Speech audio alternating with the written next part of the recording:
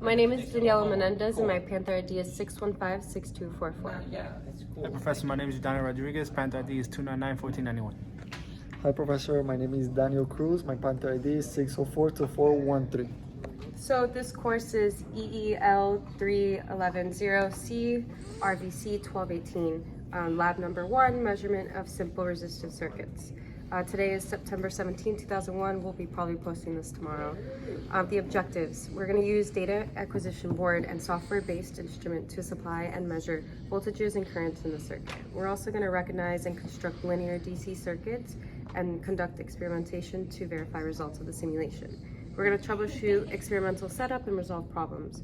We're also going to analyze and interpret lab data using the graphs to draw a conclusion. So for number 1, this side is going to be our circuit. It's an open circuit, so really nothing's happening over here. We have power going in, we have ground over here. Number 2 is going to be over here, and we're simply going to add power here and add ground. And what's happening here is this is resistor number 1 of 3.3 kilo ohms, and this is resistor number 2 of 10 kilo ohms. We're connecting this empty wire here, and we're also connecting the end wire to ground.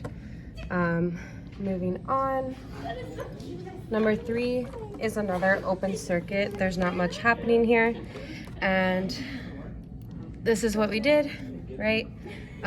Moving on to, well, there were different conditions, right? We switched these two, and we also have when R1 and R2 are equal together, and it's all the same thing. Moving on to activity 5, it's going to be in parallel, and we're simply going to be adding power over here and ground over here. And we're connecting these wires to an endpoint, showing that there's nothing going on there. And that's it. Hi, Professor. So, as you can see here, this is the multi-sims for all 6 labs over here on the side, 1 through 6. If we go to activity number 1,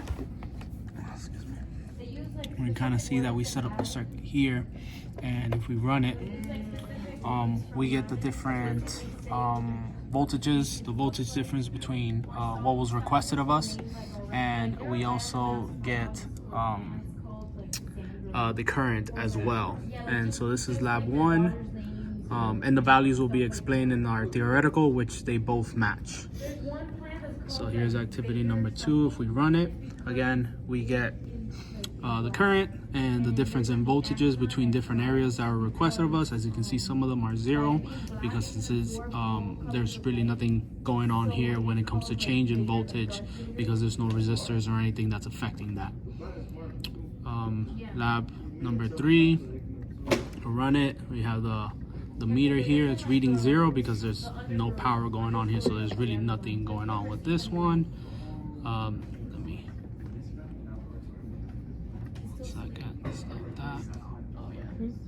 Number 5.